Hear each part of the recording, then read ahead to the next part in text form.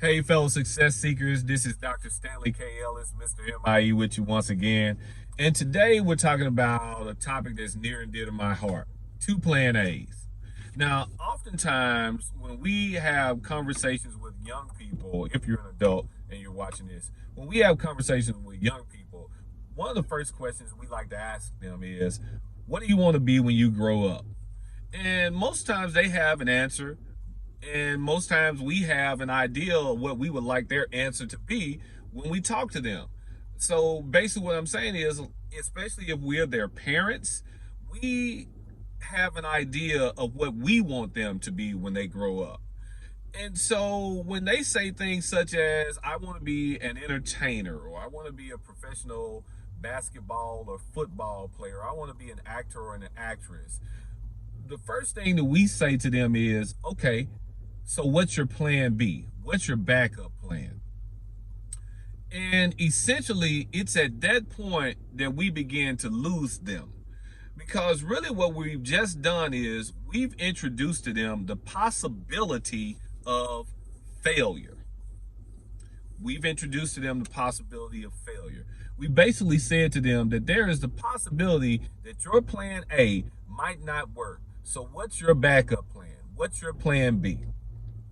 So really, when we say plan B to them, we've really authorized them to fail. Now, I know that might be a hard pill to swallow, but we've just authorized them to not win at their plan A. So plan B really says to them, what if I don't make it? What if I fail? So today I want you to do one thing for me, fellow success seekers. One thing and one thing only. Stop killing our kids' dreams. Just stop it. Stop asking them about their plan B. Stop telling them that they might fail. Stop saying to them that it's okay to fail, so have a plan B. Don't tell them that. Instead, why don't we inspire and empower them to succeed at their plan A? How would you do this, you might ask? Well, let me tell you. But let me give you a story real quick. So science tells us that the bumblebee should not be able to fly because its wings are so small in proportion to its body, it shouldn't be able to fly. But yet and still, we've all seen a bumblebee, and we've clearly seen the bumblebee flying. The problem with this is that the bumblebee has no idea about science. The bumblebee does not know that it is not supposed to be able to fly. The bumblebee has never been introduced to failure. Therefore, the bumblebee flies. So instead of asking our youth what is their plan B, why don't we ask them or encourage them to have two plan A's?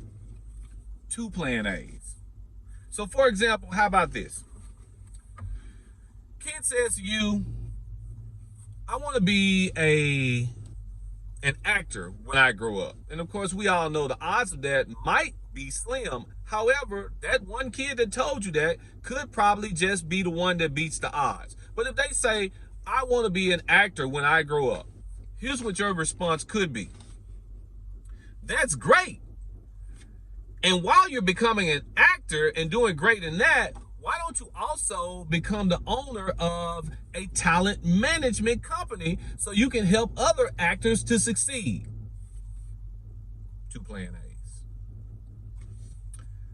Okay, your kids say to you, I want to be a professional football player or basketball player when I grow up. Your response? That's great. While you're doing that, why don't you get a bachelor's degree in business or even an MBA in business, and why don't you start your own league, or why don't you own a professional team? Two plan A's. So really, fellow success seekers, the takeaway from this is, let's not introduce failure to our young people by saying to them, what's your plan B? let's start encouraging them to have 2 plan A's. And let's encourage them to put their best foot forward and all their effort into both of those plans.